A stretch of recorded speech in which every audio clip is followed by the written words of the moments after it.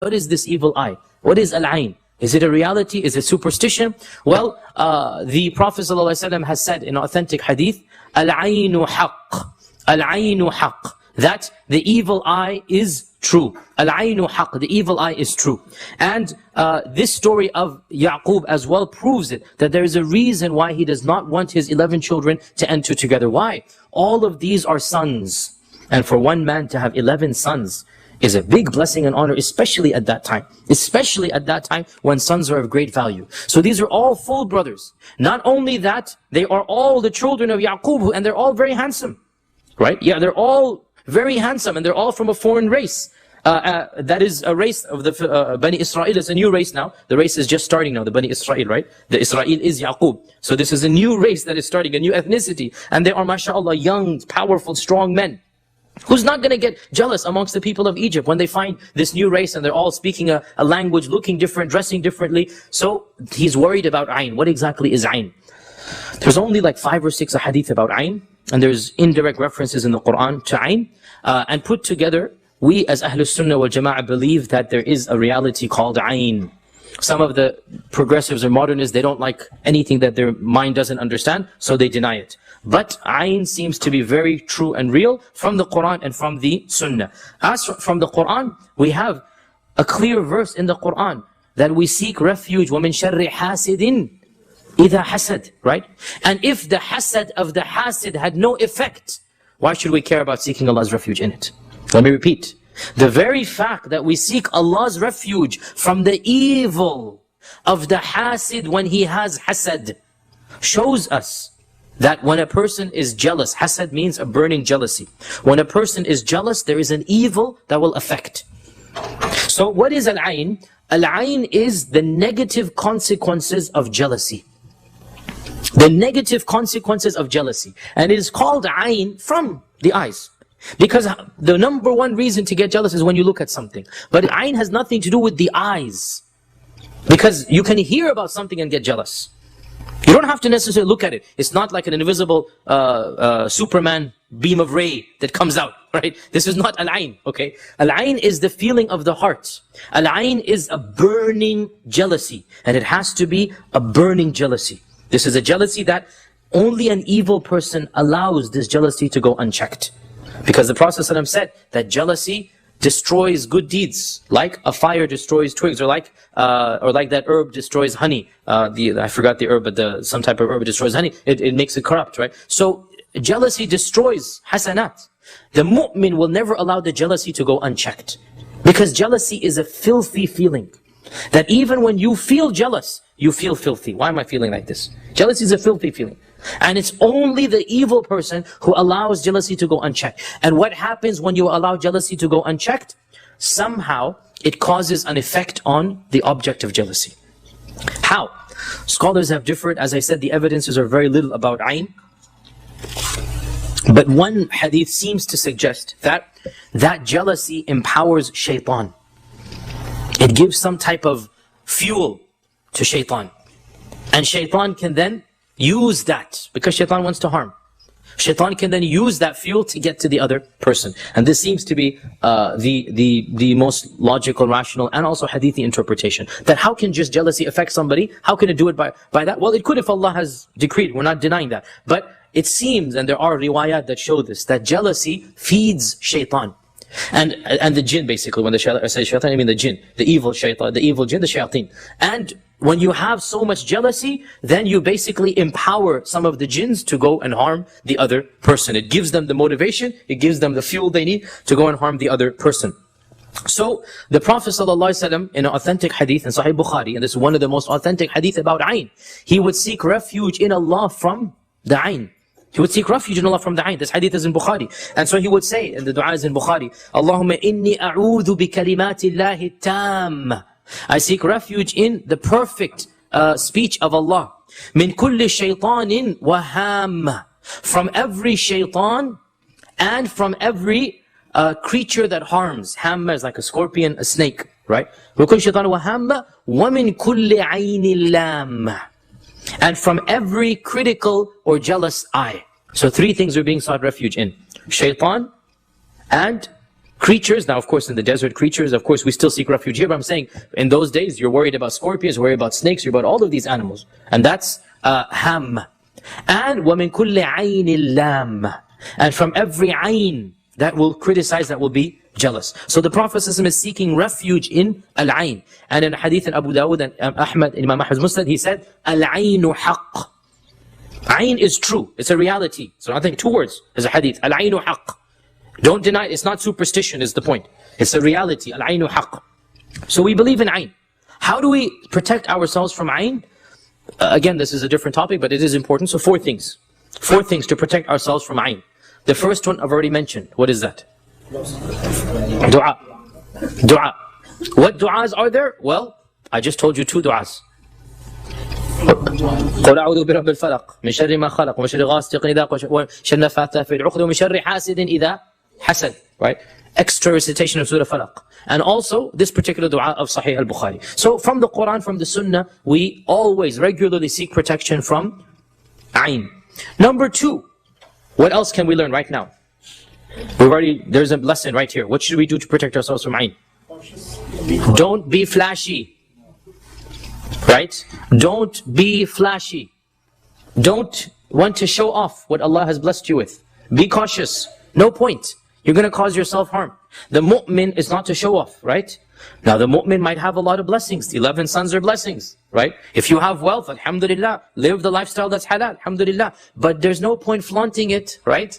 There's no point making people feel jealous of it. When you do so, not only if you do it intentionally, you are under sin, right? If you do it intentionally, you are sinful. And whether you do it intentionally or not, you will bring about people's jealousy. And there's no point doing that. So the second thing is to take reasonable precautions.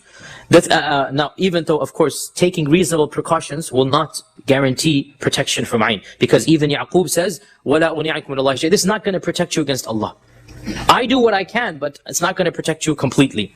The third thing is that if you yourself feel jealous, if you yourself feel the beginnings of jealousy, get rid of that jealousy by making dua upon the one whom you feel jealous for.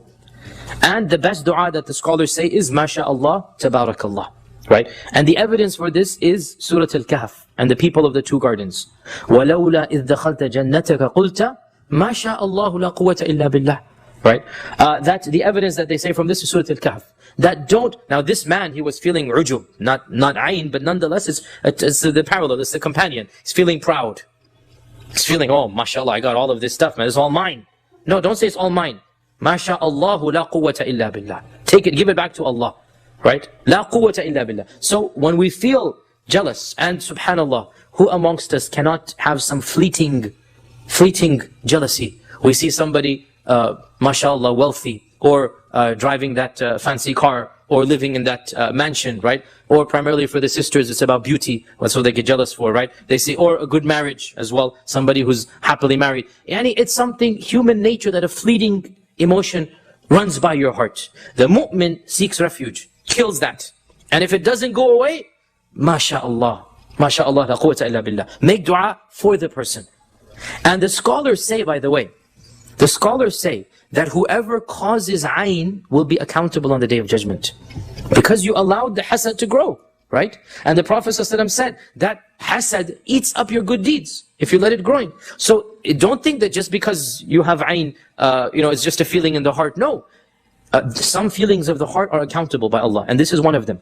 I'm going into the tangent of ayn because I know it's something everybody has questions about, and you rarely hear people talking about it. So I'm going a little bit of a tangent. I know this was intentional. It's not one of my unintended tangents about this topic. So al-ayn, as we said, the person who has it will be sinful on the Day of Judgment, because he allowed the jealousy to grow. And generally speaking, fleeting jealousy does not cause ayn. It is sustained jealousy. It is jealousy that grows days and months and years. And wallahi, only a filthy heart can allow this jealousy to grow. Only a filthy heart. And when it grows and it becomes so corrupt and wicked, somehow the shayateen seem to get some power, and they love, then they can just, they're fueled. Allah knows their world, how it works. But they seem to be fueled by that energy and power, and it gives them the symptoms. What happens? Well, the exact opposite of what you were jealous of.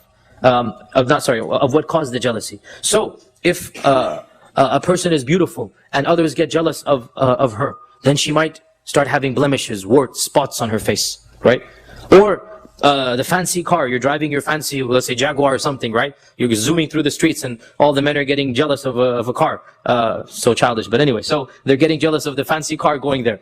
It might get into an accident, might get into a serious problem, completely totaled because of the hasad, because of the ayn. So whatever was the cause of that jealousy, it will impact and harm it. So much so that according to one hadith, the Prophet ﷺ said, hasad and ayn can even cause a man to go to the grave. Can even cause death. So hadith in Abu Dawud, that it's something that is very dangerous. It can cause death if it's allowed to go unchecked. So these are three things we said. The fourth thing is a little bit confusing the first time you hear it. And that is, if you know who caused the jealousy, and there are symptoms and signs that the people who do ruqya can tell. And you sometimes see it in a dream as well. If you make dua to Allah to show you, you will see the person in the dream doing something to harm you over and over again. And so it is a message from Allah that this is the one doing it. And this person is a Muslim. Then you go to this person and you say, and this is confusing to those who are hearing it for the first time, give me the remnants of your wudu.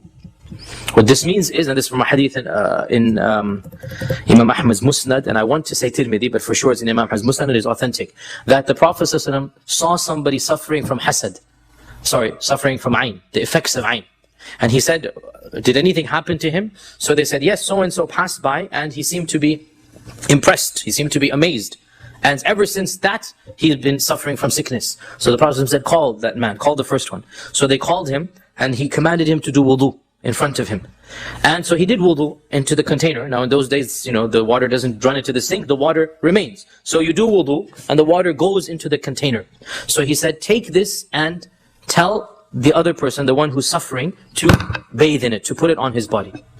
And by doing that, he immediately became pure again. And that is because wudu is a blessing. And wudu takes away evil, right? And wudu causes sins and whatnot to go away. So the Prophet ﷺ told the first one basically to repent, to get over this, right? So he didn't say this in the hadith, but that's the meaning, is that you're the one who caused this, right? So the man should feel some guilt, the man should basically do wudu in a repentant state. And what does wudu do? Wudu removes the evil. Wudu is a cleansing mechanism. Wudu brightens the person. So it gets rid of the evil, and we can then imagine that that is now in the water, whatever was there. So we just have to give the water to the person, and the ayn goes away. But this can only be done if you know who did it, and he's accessible, and he's willing to do this for you, right? And only a practicing Muslim would be able to do that. So these are the four things that we can do for ayn.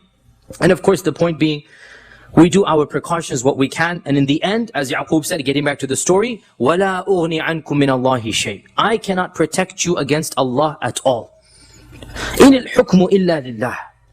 Ruling and judgment belongs to Allah. Allah judges and decides what's going to happen, not me. If Allah wants to cause any type of harm, I'm not going to come between that. I cannot protect you. إِنِ الْحُكْمُ إِلَّا لِلَّهِ. The judgment belongs to Allah. عَلَيْهِ تَوَكَّلْتُ. All I can do is put my trust in Him. وَعَلَيْهِ فَلْيَتَوَكَّلِ الْمُتَوَكِّلُونَ. And let all of those who put their trust, put it in Allah and not in other people. Don't put your trust in your tactics and what I'm telling you. Put your trust in Allah subhanahu wa ta'ala.